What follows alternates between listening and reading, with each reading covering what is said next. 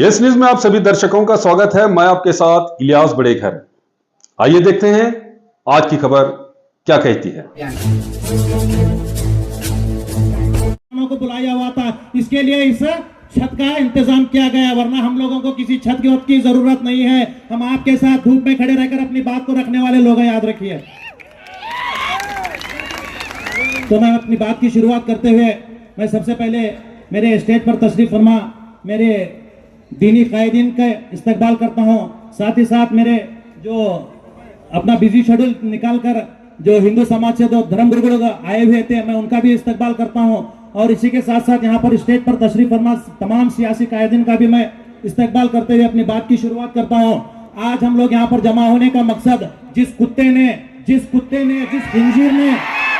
खिंजीर ने हमारे हुजूर सल्लल्लाहु अलैहि वसल्लम की शान में गुस्ताखी की है, बेशक हमें उसके ताल्लुक से बात करने में देरी हुई, लेकिन ये देरी ऐसे ही नहीं खाली जाएगी, ये देरी दुरुस्ती की जानिब जाएगी। याद रखिए, ये देरी दुरुस्ती की जानिब जाएगी। और मैं ये बात कहना चाहता हूँ, वो खिंजीर जिसका एक नापाक मुंह से उसने हमारे हुजूर अकरम सल्लल्लाहु अलैहि वसल्लम का जो नाम लेकर बेहुरमती की है, इस बेहुरमती को बर्दाश्त नहीं किया जाएगा, इस बेहुरमती को कभी बर्दाश्त नहीं किया जाएगा। मैं एक बात आप लोगों के सामने कहना चाहता हूँ। एक माइकल हर्ट नामे राइटर ने अपनी किताब में लिखा, उसमें पूरी सारी दुनिया के दानिशमंदाना लोग के ताल्लुक से जब उसने लिखा, तो उसमें सबसे पहला, सबसे ऊंचा मुकाम, सबसे आला मुकाम मेरे आका सल्लल्लाहु अलैहि वसल्लम का रखा।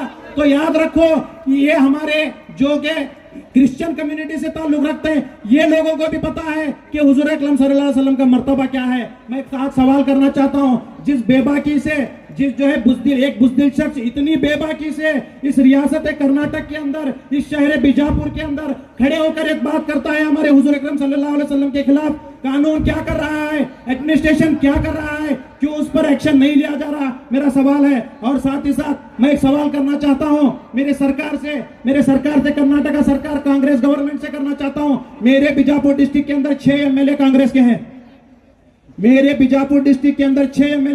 के हैं, इसमें दो कैबिनेट मिनिस्टर हैं। इसके बावजूद भी ये कुत्ता आज तक अरेस्ट नहीं हुआ। ये मेरा सवाल है उनकी जानिब से, ये क्यों अरेस्ट नहीं हुआ, आप लोगों को जवाब देना पड़ेगा। मुझे माइक देर से मिला, यहाँ पर तमाम तशरीफ फरमा इज्जतदाराना लोग उनकी बिजी शेड्यूल की वजह से चले गए, वरना मैं तमाम लोगों के सामने, तमाम एमएलए के सामने, मिनिस्टर के सामने इस सवाल को उठाने वाला था कि आप खामोश क्यों हैं। आपके भाषणों से काम नहीं चलने वाला। आपके पब्लिक का दिल जीतने के लिए हम लोग आपको नहीं बुलाए हैं, हम सवाल करने के लिए बुलाए हैं आपको कि अब तक ये कुत्ता अरेस्ट क्यों नहीं हुआ। मैं आपको बताना चाहता हूं, यही पड़ोस में तेलंगाना के अंदर एक राजा सिंह नामी कुत्ता वो भी इसी किस्म की जबान वहां पर इस्तेमाल करने के बाद में केसीआर गवर्नमेंट के जब से इमीडिएट स्टेज पर से उतार कर उसे अरेस्ट किया गया। तो बताइए उस पर कौन से सेक्शन लगे हुए थे जो उसको अरेस्ट किया गया और बसंतगौड़ा को छोड़ा जा रहा है।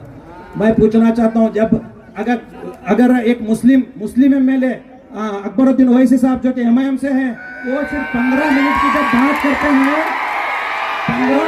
जब बात करते हैं तो उन्हें अरेस्ट किया जाता है और 40 दिन कस्टडी में रखा जाता है। तो इस कुत्ते को किस बिना पर छोड़ा जा रहा है। मैंने सवाल किया पुलिस डिपार्टमेंट से, तो पुलिस डिपार्टमेंट की जानिब से जवाब आता है कि उस पर ऐसे कौन से कड़े सेक्शन नहीं लगाए गए जिससे अरेस्ट कर सके।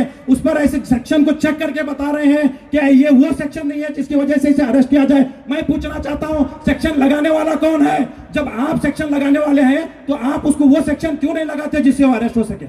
आप उसको वो सेक्शन क्यों नहीं लगाते जिससे वो अरेस्ट हो सके? आप उसे वो कार्रवाई क्यों नहीं करते जिससे वो जेल में जा सके? हम लोगों ने पुलिस डिपार्टमेंट से ये गुहार लगाई थी कि इसे अरेस्ट किया जाए, लेकिन हमारे जिले के मिनिस्टर साहब उसे प्रोटेक्शन देने की बात कर रहे हैं। दीजिए, बिल्कुल प्रोटेक्शन दीजिए। जिस पुलिस डिपार्टमेंट को हम अरेस्ट करने की ड्यूटी दे रहे हैं, आप उस पुलिस डिपार्टमेंट को प्रोटेक्शन देने की बात कर रहे हैं, बिल्कुल दीजिए, हमें ऐतराज नहीं है, लेकिन उसे जेल में बिठाकर प्रोटेक्शन दीजिए। मैं आए हुए यहाँ पर तमाम कांग्रेसी एमएलए का शुक्रगुजार हूँ कि उन्होंने तमाम हमारे बीजापुर के दिग्गज नेताओं के, दिग्गज लीडरों की बात की वैल्यू रखते हुए और हमारे मुस्लिम समाज के जज्बात की वैल्यू रखते हुए यहाँ पर आए। मेरा एक सवाल इन तमाम से है कि आपके किसी मतक क्षेत्र में एमएलए यत्नाल के खिलाफ एक सिंगल एफआईआर तक दर्ज नहीं हुआ? क्या वहां पर कांग्रेस की हुकूमत नहीं चलती या फिर वहां पर मुस्लिम कम्युनिटी मौजूद नहीं है? आप बताइए मुझे। मैं एक बात उस कुत्ते से कहना चाहता हूं, जिस कदर तू खड़े होकर भाषण मुसलमान के खिलाफ देता है हम बर्दाश्त कर सकते हैं, लेकिन हुजूर अकरम सल्लल्लाहु अलैहि वसल्लम के खिलाफ हम बर्दाश्त किसी भी सूरत में नहीं कर सकते। हम वहां पर कॉम्प्रोमाइज नहीं कर सकते। मैं इससे भी पहले कह चुका हूं कि हम अपनी पार्टियों को, अपने कुर्सियों को किनारे रखेंगे। हम किसी किस्म का सौदा हम लोग नहीं करेंगे। इसके बावजूद भी महाराष्ट्र में खड़े होकर वो कुत्ता बोलता है कि बीजापुर के अंदर 1.5 लाख औरंगजेब हैं। तो मैं कहना चाहता हूं, अरे पागल कुत्ते, ये बीजापुर के अंदर 1.5 लाख औरंगजेब नहीं बल्कि 6 लाख औरंगजेब हैं। ये बीजापुर के अंदर 6 लाख औरंगजेब हैं। 6 लाख टीपू सुल्तान रहमतुल्लाह अलैह है। 6 लाख बाबा साहेब अंबेडकर है। मगर अफसोस कि तू अकेला कुत्ता जो है मोहम्मद अली जिन्ना बनकर यहाँ पर दोबारा पैदा हुआ है।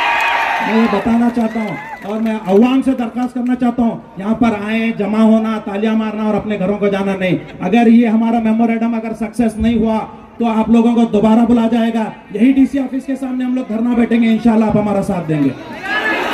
बहुत बहुत शुक्रिया, मुझे बात करने का मौका दिया गया और अवाम ने मुझे सुना।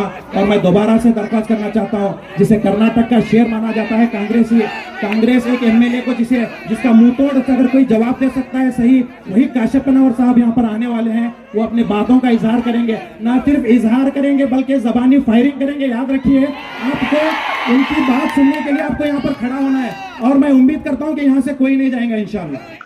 जैसा कि आप सब जानते हैं कि आप सभी का प्यार हमारे साथ कायम है। इसी तरह से हमारे इस चैनल को प्यार करते रहिए और हमारी सारी खबरों को लाइक, शेयर और सब्सक्राइब करना ना भूलिए। हमारा यही मकसद है कि आपको हर खबर जो है, जैसा है वैसा ही आपको हम दिखाते रहेंगे।